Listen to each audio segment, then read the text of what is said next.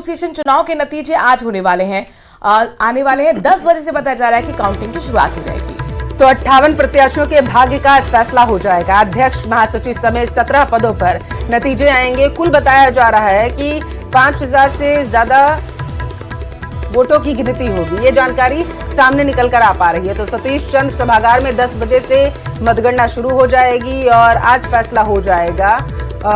जिनका जो किस्मत है कल कैद हो गई थी, आज उनकी किस्मत का फैसला किया जाएगा। तो हाईकोर्ट बार एसोसिएशन से जुड़ी ये बड़ी खबर आपके टेलीविजन स्क्रीन पर है। चुनाव के नतीजे आज आएंगे और आज का दिन प्रत्याशियों के लिए बेहद अहम है। शाम 5 बजे तक का इंतजार फिलहाल उन्हें करना पड़ेगा। सतीश चंद्र सभागार में 10 बजे से मतगणना होगी। सुबह 10 बजे आज से काउंटिंग शुरू। 58 प्रत्याशियों के भाग्य का आज फैसला होगा और काउंटिंग जैसे ही खत्म होगी उसके बाद से चुनाव के नतीजे का ऐलान। 17 पदों पर आएंगे नतीजे। अध्यक्ष और महासचिव समेत कुल 5020 वोटों की गिनती होनी है। सुरक्षा के भी कड़े इंतजाम किए गए हैं। हाईकोर्ट बार एसोसिएशन चुनाव के नतीजे के लिए आज बड़ा दिन है। आज 58 प्रत्याशियों के भाग्य का फैसला होने वाला है। तो सुरक्षा के भी कड़े इंतजाम किए गए हैं और हाईकोर्ट और सुप्रीम कोर्ट के आदेश के मुताबिक कल चुनाव हुए थे। जाहिर तौर पर चुनाव शांतिपूर्ण तरीके से संपन्न हुए। एक बड़ा ये चैलेंज खत्म हुआ है, लेकिन आज नतीजे और ये तय हो पाएगा कि कौन जीतता है, कौन हारता है।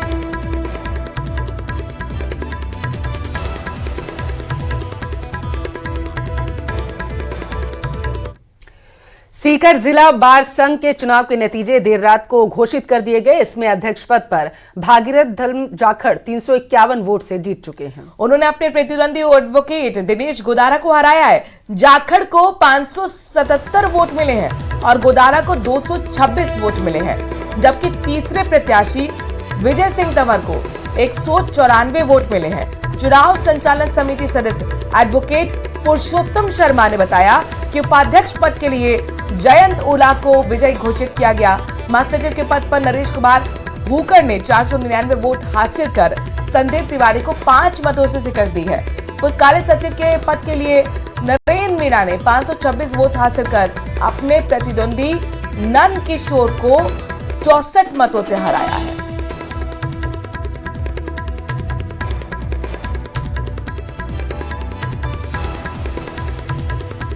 तस्वीरों में जो चेहरे दिख रहे हैं विजयी चेहरे हैं और जाहिर तौर पर स्वागत भी इनका किया गया है। तो कई जगह पर जैसे सीकर में भी नतीजों का ऐलान हो गया है।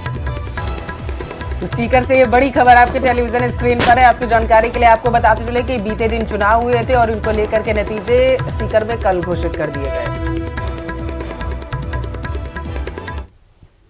आज उदयपुर के दौरे पर रहेंगे मुख्यमंत्री भजनलाल शर्मा। चलिए आपको बताते हैं पूरे दिन का कार्यक्रम कराने वाला है। सरकार के दरअसल एक साल पूरा होने पर एक खास कार्यक्रम का आयोजन हुआ है। राज्य स्तरीय महिला सम्मेलन में शामिल होंगे सीएम भजनलाल शर्मा, ऐसी जानकारी है। लखपति दीदी का सम्मेलन यहां पर हो रहा है। इनका सम्मान करते हुए सूबे के मुखिया नजर आएंगे। मुख्यमंत्री लाडो प्रोत्साहन योजना की पहली किश्त जारी होगी। ये बेहद ही महत्वपूर्ण खबर महिलाओं के लिए है। तो आज उदयपुर के दौरे पर सीएम रहेंगे। देखिए, एक साथ पूरा होने पर एक दिन मजदूर के नाम, एक दिन किसान के नाम, एक दिन महिलाओं के नाम। और किसान के लिए, मजदूरों के लिए पहले ही कार्यक्रम हो चुके हैं। एक दिन जोधपुर में थे मुख्यमंत्री और कल अजमेर में थे। किसानों के लिए बड़ी सौगातें दी और आज बड़ा दिन, खास दिन महिलाओं के लिए होने वाला है, क्योंकि आज उदयपुर में सरकार के एक साल पूरा होने के खास मौके पर राज्य स्तरीय महिला सम्मेलन में मुख्यमंत्री शामिल होने के लिए पहुंच रहे हैं, जहां पर लखपति दीदी का सम्मान करेंगे मुख्यमंत्री। ये खास ऐसी योजना है जो कि केंद्र की तरफ से संचालित की गई और महत्वाकांक्षी योजना से कही जा सकती है। सारी लाडो प्रोत्साहन योजना की भी पहली किस्त आज ही जारी होने वाली है। तो आज उदयपुर के दौरे पर सूबे के मुखिया सीएम भजनलाल शर्मा रहने वाले हैं। सरकार के एक साल पूरे होने पर तमाम तरीके के कार्यक्रम का आयोजन किया जा रहा है। आपकी जानकारी के लिए आपको बताते चले कि यही वजह है कि तरह तरीके के कार्यक्रम भी आयोजित किए जा रहे हैं, जिसमें सीएम और डिप्टी सीएम दिया कुमारी खुद पहुंचकर लोगों को संबोधित भी कर रही हैं, सम्मानित भी कर रही हैं। और डबल इंजन की सरकार में किस तरीके से राजस्थान विकास के पथ पर लगातार पिछले एक साल में आगे बढ़ा है, इसको लेकर के लोगों को जानकारी दी जा रही है। सूबे की सरकार जो है लगातार किस तरीके से राज्य की जनता के लिए प्रतिबद्ध है, उनके विकास के लिए, उनके उत्थान के लिए, इसके बारे में जानकारी दी जा रही है। और इसके साथ साथ किस तरीके से जो योजनाएं हैं लोगों के लिए कारगर साबित हो रही हैं, खास करके राज्य सरकार की जो योजनाएं हैं किस तरीके से किसानों को आत्मबल दे रही हैं आगे बढ़ने के लिए, महिलाओं को आत्मनिर्भर बना रही हैं, इन सब के बारे में जानकारी दी। लाडो प्रोत्साहन योजना एक बेंचमार्क साबित हुई है मध्य प्रदेश के अंदर भी, और इसके बाद जितनी भी बीजेपी शासित राज्य हैं इसी तर्ज पर उन्होंने योजनाएं लॉन्च की। और इस नजर से आज का दिन बेहद खास हो जाता है क्योंकि आज पहली किस्त लाडो प्रोत्साहन योजना के लिए जारी होने वाली है।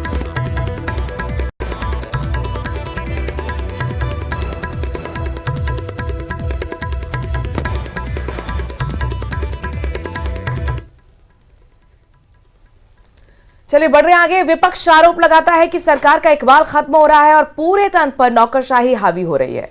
लेकिन जब सरकार के मंत्री ही कहने लगे कि पोस्टिंग के बावजूद अफसर ज्वाइन ही नहीं कर रहे हैं तो क्या कहा जाएगा। जैसलमेर में प्रभारी मंत्री ने यही बेबसी अपनी बयान की है, देखिए रिपोर्ट पे।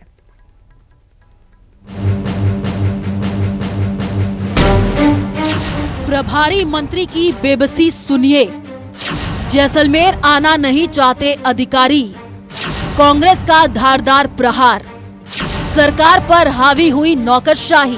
कि राजस्थान सरकार का इकबाल समाप्त हो चुका है और नौकरशाही सरकार पर हावी है। जो पद बड़े अधिकारियों के रिक्त पद है, हकीकत में क्या होता है कि जैसलमेर में कई जगह अधिकारियों की पोस्टिंग करते हैं तो वो कई अधिकारी आते ही नहीं। जिस निजाम में अधिकारी ट्रांसफर के बाद भी ज्वाइनिंग की जरूरत नहीं महसूस करते, उसके बारे में कहने सुनने के लिए खास कुछ बचता नहीं है।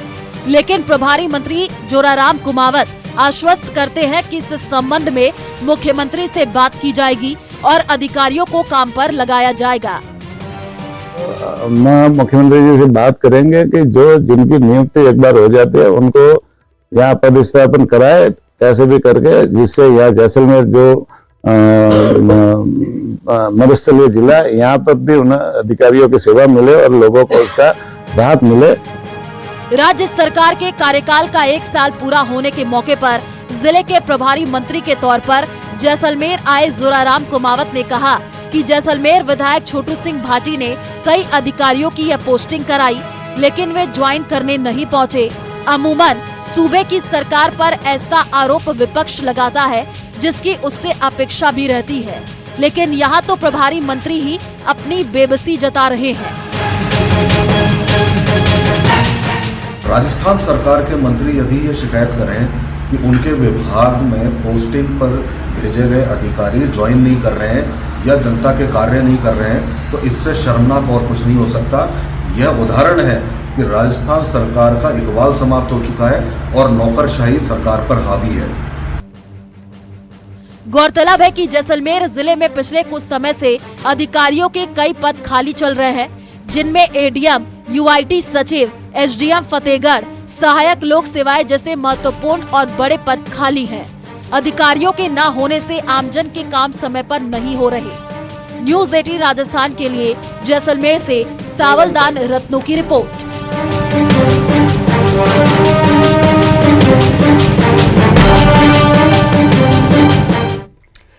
सरकार के 1 साल पूरा होने पर पाली के बांगड़ कॉलेज में जिला स्तरीय कार्यक्रम का आयोजन किया जा रहा है, जिसमें प्रभारी मंत्री झाबर सिंह खन्ना समेत कई अधिकारी शामिल हुए। लेकिन इस कार्यक्रम के बीच एक ऐसी तस्वीर सामने आई जिसने हर किसी को हैरान कर दिया। एक खास रिपोर्ट उस पर देखिए।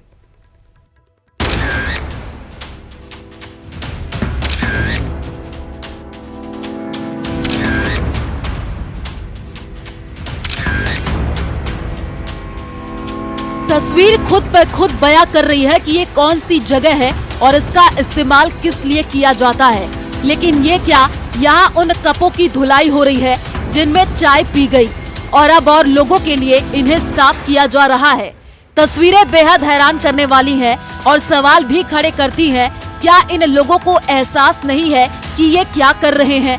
घिन पैदा करने वाली इन तस्वीरों की हकीकत जब आपको पता चलेगी तो आप और ज्यादा हैरान हो जाएंगे। दरअसल ये तस्वीरें पाली के बांगड़ महाविद्यालय के एक टॉयलेट की हैं। दरअसल सरकार के 1 साल पूरा होने पर पाली के बागड़ महाविद्यालय में विकास प्रदर्शनी का आयोजन हुआ, जिसमें प्रभारी मंत्री झावर सिंह खर्रा समेत कई अधिकारी मौजूद रहे। उन लोगों को चाय भी पिलाई गई। मेहमान ज्यादा थे लेकिन कपों की संख्या कम थी, जिसके चलते कॉलेज के प्राचार्य रूम के पास बने टॉयलेट में 2 कर्मचारी कपों को धोकर के चाय पिलाने लगे। लेकिन इस दौरान इस वीडियो को किसी ने अपने कैमरे पर कैद कर लिया। यानी जिस वक्त मंत्री जी मंच पर स्वच्छता की बात कर रहे थे और सरकार की एक तरफ उपलब्धियां गिरा रहे थे, उसी दौरान कॉलेज कार्मिक टॉयलेट में कप साफ कर चाय पिला रहे थे। न्यूज़ 18 राजस्थान इस वीडियो की पुष्टि नहीं करता है। Bureau report, news 18 Rajasthan.